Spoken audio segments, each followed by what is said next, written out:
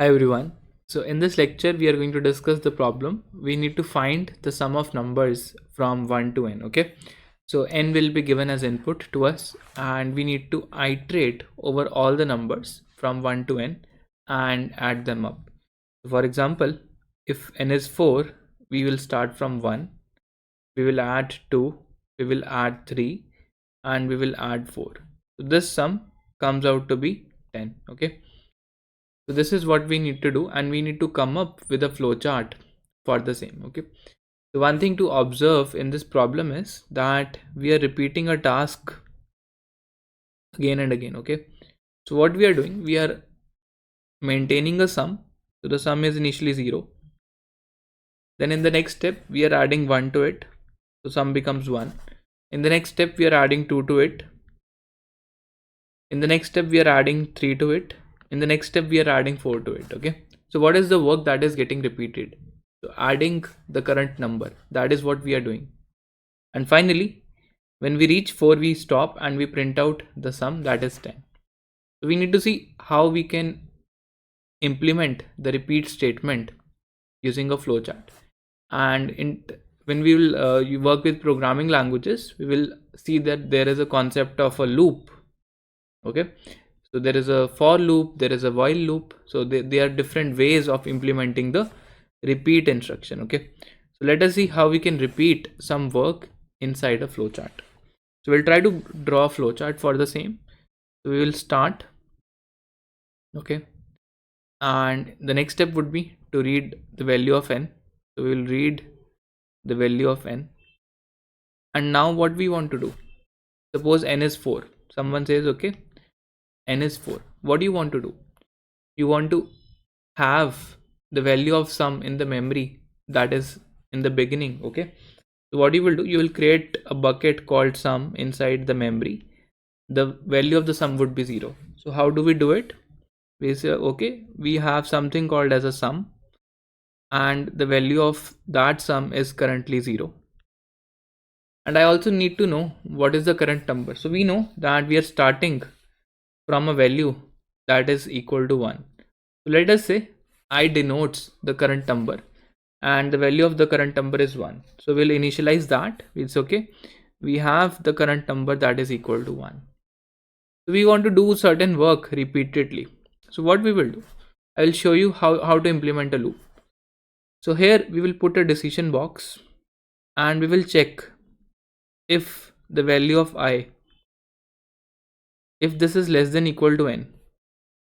If the answer is yes, then what we will do, we will add this I to our sum.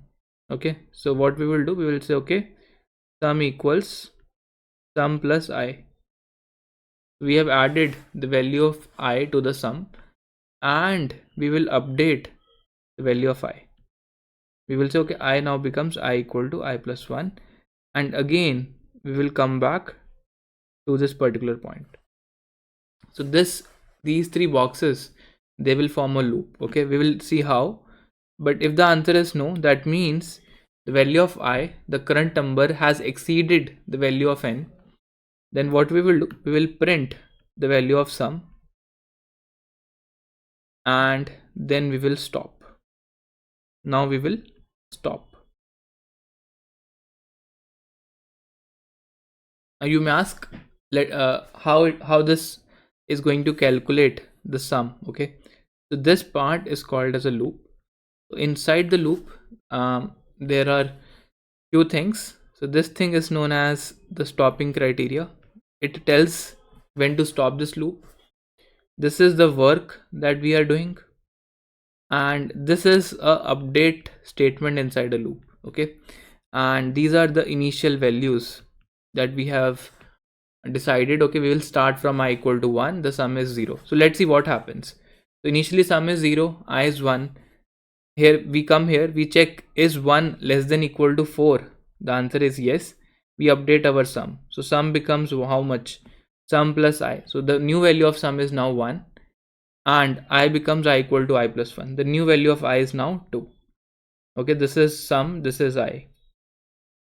Now again we go here, we check, is I less than equal to n? The answer is yes. 2 is less than equal to 4. So sum becomes 1 plus 2, 3, and the value of I becomes I plus 1, that is also 3. Again we go here. Is 3 less than equal to 4? The answer is yes.